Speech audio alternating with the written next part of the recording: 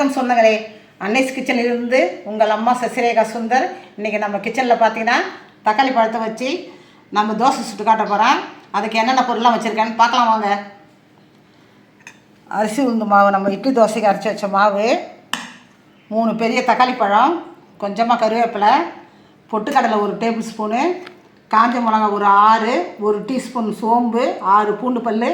இதெல்லாம் பார்த்தீங்கன்னா ஒரு 1/2 அன் ஹவருக்கு முன்னாடியே ஊற வச்சுட்டேன். இதை 1 டேபிள் ஸ்பூன் அரிசி மாவு, 1 டேபிள் ஸ்பூன் கடலை மாவு, கொஞ்சமாக ஜீரகம். இதான் மொத்த பொருளே பார்த்தீங்கன்னாக்கா.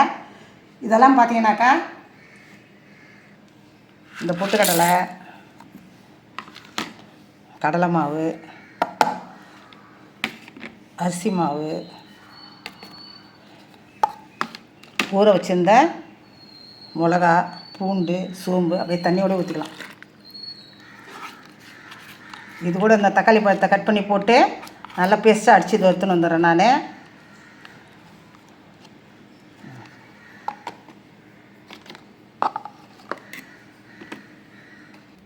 மிக்சியில் பார்த்தீங்கன்னாக்கா நம்ம அரிசி மாவு, கடலை மாவு, பொட்டுக்கடலை, இந்த காஞ்ச மிளகா, பூண்டு, சோம்புலாம் போட்டுருக்கோம். அது கூட பார்த்தீங்கன்னா இந்த 3 பெரிய தக்காளியும் ஆட் பண்ணி வச்சுருக்கோம். இப்போ மிக்சியில் அடித்து எடுத்து வர வேண்டியதான்.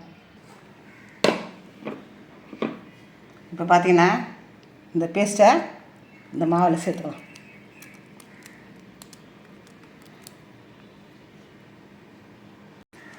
நம்ம இந்த பொட்டுக்கடலை, அரிசி மாவு, கடலை மாவில் சேர்த்ததால ஒரு 1/4 டீஸ்பூன் அளவுக்கு உப்பு ஆட் பண்ணிக்கலாம். ஏன்னா இட்லிக்கு மட்டும் தான் உப்பு போட்டிருந்தோம். இப்போ கொஞ்சமாக இதில் உப்பு ஆட் பண்ணிக்கலாம். அது கூட பார்த்திங்கன்னா 1 டீஸ்பூன் வந்து ஜீரகத்தை அதை நம்ம கலந்துக்க வேண்டியதான். கொஞ்சமாக கருவேப்பிலை, இதையும் போட்டுக்கலாம்.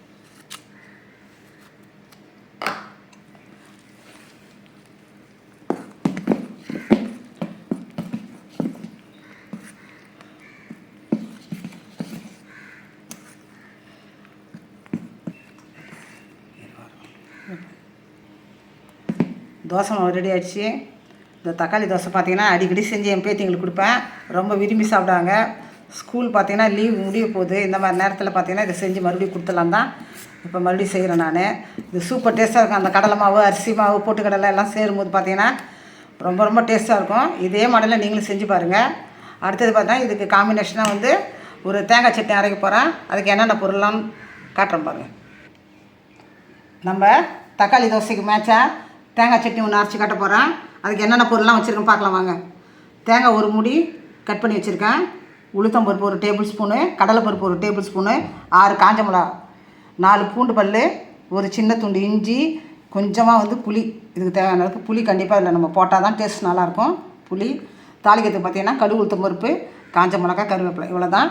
இதை போய் நல்லா வதக்கிட்டு சட்னி அரைக்க வேண்டியது தான். அடுப்பத்தை வச்சாச்சு. அதே மாதிரி நம்ம பாத்திரம் வச்சுட்டோம்.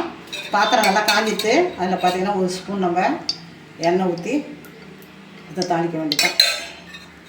இந்த உளுத்தம்பருப்பு, கடலைப்பருப்பு இதெல்லாம் நல்லா வதக்கி விட வேண்டியது தான். எண்ணெய் காஞ்சிட்டு இப்போ நம்ம உளுத்தம்பருப்பு கொடுப்போம்.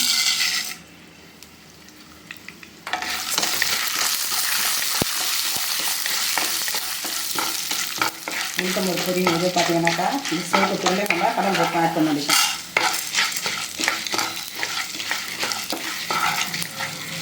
இந்த மாடலை செஞ்சு பார்த்திங்கன்னா இந்த தேங்காய் சட்னி சூப்பராக இருக்கும். இந்த தக்காளி தோசைக்கு மட்டும் இந்த தொட்டு சாப்பிடணும் கிடையாது. நம்ம இட்லி, தோசை எது வேணால் தொட்டு சாப்பிடலாம். அந்த தேங்காய் சட்னி பார்த்தீங்கன்னாக்கா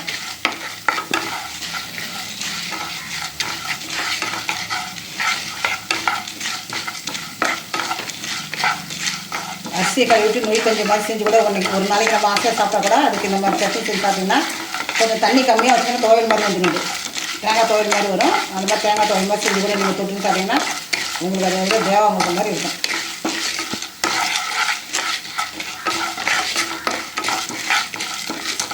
இப்போ நல்லா செஞ்சு வருது. இந்த நேரத்தில் பார்த்திங்கன்னா நம்ம காஞ்ச மிளகாய் ஆட் பண்ணிடுறோம்.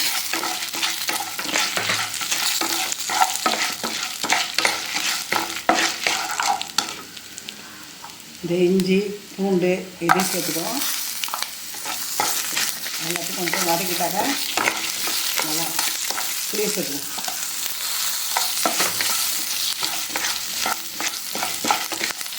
இது ஒரே நிமிஷம் இந்த தேங்காய் வறுக்கணும் போதும். இந்த தேங்காய் நம்ம வதக்கி செய்யும்போது ரொம்ப நேரம் கிடாமல் இருக்கும். பார்த்தீங்கன்னா சட்னி வதக்காமல் போடுறத விட வதக்கி செய்யும்போது இந்த தேங்காய் சட்னி ரொம்ப நேரத்துக்கு 4 மணி நேரத்துலேருந்து 6 மணி நேரம் வரைக்கும் கூட அது தராமல் இருக்கும் இந்த சட்னி. இப்போ ஒரு 2 நிமிஷம் நம்ம வதக்கிட்டு வந்த தேங்காவை இப்போ நான் கேஸ் ஆஃப் பண்ணிவிட்டு ஆற வச்சு மிக்சியில் போட்டு இது பண்ணியிருக்கேன்.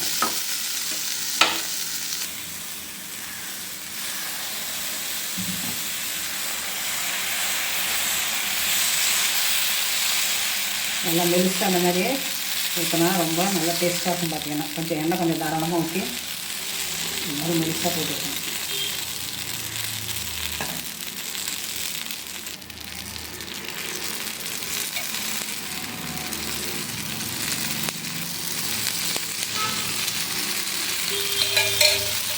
டேஸ்ட்டு பார்த்தீங்கன்னா ரொம்ப அட்டகாசமாக இருக்கும். இதில் நம்ம வந்து சோம்பு, காஞ்ச மிளகா, பூண்டு எல்லாம் சேர்த்துருக்குறோம். தவிர இது நல்லா டைஜஸ்ட் ஆகிறது. பார்த்திங்கன்னா சீரகமும் போட்டுக்கிறோம் நம்ம.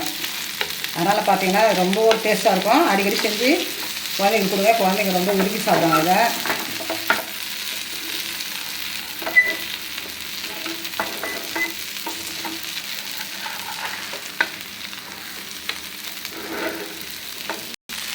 தோசை பார்த்திங்கன்னா நல்லா கிறிஸ்பியாக வந்துருக்கு.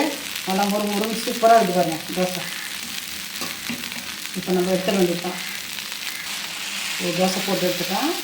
ஒரு 4 தோசை போட்டு எடுத்துகிட்டு வந்து நான் காட்டுறேன்.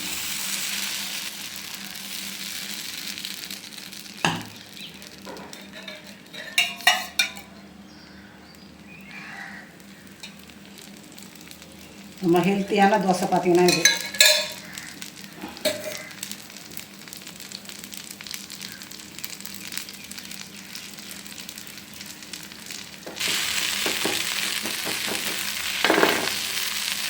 சூப்பராக இருக்குது பார்த்தீங்களா? இதே மாதிரி போட்டுவிடுங்க. இதே நான் சொன்ன அளவுலேயே போட்டு எடுத்திங்கன்னா சூப்பராக வரும் தோசை. நம்ம அன்னைஸ் கிச்சனில் சூப்பராக ஒரு தக்காளி தோசை ரெடி ஆகிடுச்சு. இது காம்பினேஷனாக பார்த்தீங்கன்னாக்கா தேங்காய் சட்னியும் ரெடி பண்ணிட்டோம். எல்லாமே சூப்பராக இருக்கும். பார்த்தீங்கன்னாக்கா இந்த தக்காளி தோசையும் சரி, இந்த தேங்காய் சட்னியும் சரி தொட்டு நீங்கள் சாப்பிடும்போது அவ்வளோ பிரமாதமாக இருக்கும். ஒருத்தவங்க நீங்கள் அடுப்பு போட்டு நின்றுட்டு வீட்டில் ஒரு 4 பேர் 5 பேர் இருந்தாக்கா நீங்கள் வாட்டு சுட்டு போட்டுட்டே இருந்தால் சூப்பராக எல்லோரும் சாப்பிட்டுனே இருப்பாங்க. உங்களுக்கு பாராட்டு கிடைக்கும். உங்களுக்கு ஒரு பெருமையாக இருக்கும் இது செஞ்சு கொடுக்கும்போது. பார்த்தீங்கன்னாக்கா செஞ்சு பார்த்துட்டு எனக்கு கமெண்ட்ஸில் சொல்லுங்கள். லைக் பண்ணுங்கள், ஷேர் பண்ணுங்கள், கமெண்ட் பண்ணுங்கள். மறக்காமல் என்னுடைய அன்னைஸ் கிச்சனுக்கு சப்ஸ்கிரைப் பண்ணுங்கள். தேங்க்யூ.